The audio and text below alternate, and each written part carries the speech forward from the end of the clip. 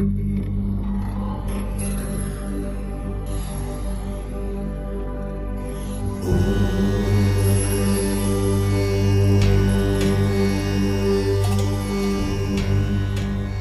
स्वामी समर्थ. श्री स्वामी समर्थ. श्री स्वामी समर्थ. नमस्कार स्वामी भक्तांनो. मागच्या 38व्या भागामध्ये आपण एक छानशी अशी राजाची गोष्ट ऐकली. राजाचा दृष्टिकोन कसा बदलला तो आपण पाहिला. तर आता पाहूया भाग 39. स्वामी भक्तांनो, अनेक स्वामी भक्तांना वाटत असते, अरे मी स्वामीचं करतोय, मला काय अनुभव येत नाही. किती वर्षापासून करतोय, तो मंत्र करतोय, स्वामींचा गुरु मंत्र करतोय. स्वामी भक्तांनो, अनुभव जो असतो तो श्रद्धेतून येतो. आणि श्रद्धा, अनुभव व्यक्ती सापेक्ष असते का नाही सांगा.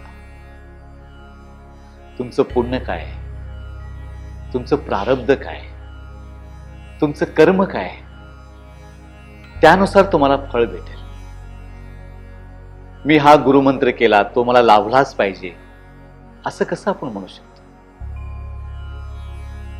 हे मन खूप बेईमान आहे.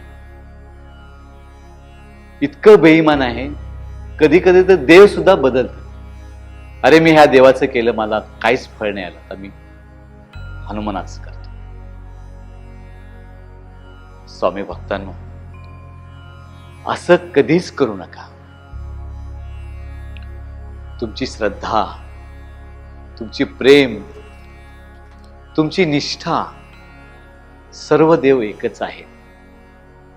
संपूर्ण जगामध्ये तुमची जी निष्ठा आहे, तुमचं जे अध्यात्म आहे, त्यावर तुमचा विश्वास ठेवा. स्वामी भक्तीमध्ये रममाण व्हा. आता पहा, गुलाबाचं फुल आपण काय करतो, डोक्यात लावतो. झेंडूच्या फुलांचं काय करतो, माळा करतो. मोगऱ्याच्या फुलाचा आपण गजराच करतो.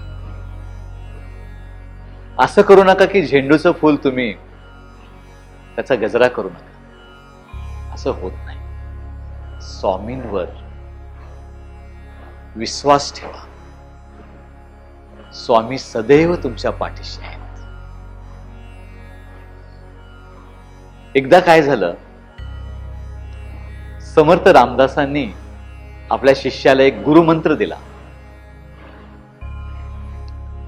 त्या गुरुमंत्राचं नाम, श्रद्धा, विश्वास त्या शिष्याकडे नव्हतं.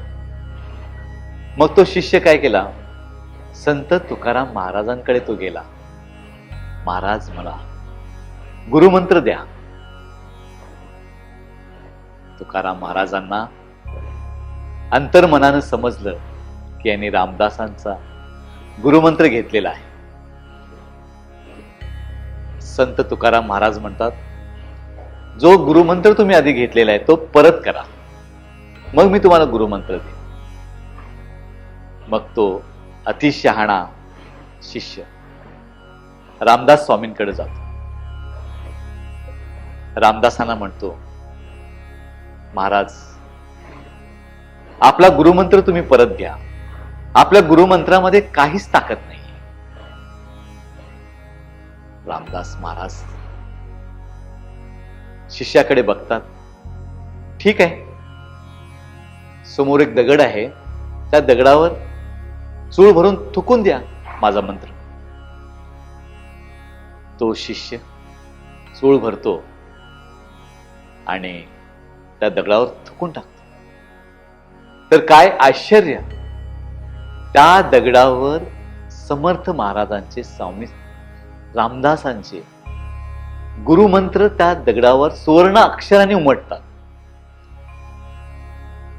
त्या शिष्याला आपली चूक लक्षात येते, त्याला पश्चाताप होतो. स्वामी भक्तांनो, स्वामी समर्थांवर विश्वास ठेवा. स्वामींची प्रचिती निस्वार्थ भावनेने तुम्ही भक्ती करा. त्याची प्रचिती आल्याशिवाय राहणार नाही. फळाची अपेक्षा करू नका. स्वामी तुमच्या सदैव पाठीशी राहतात. तुमची संकट स्वतःवर घेतात.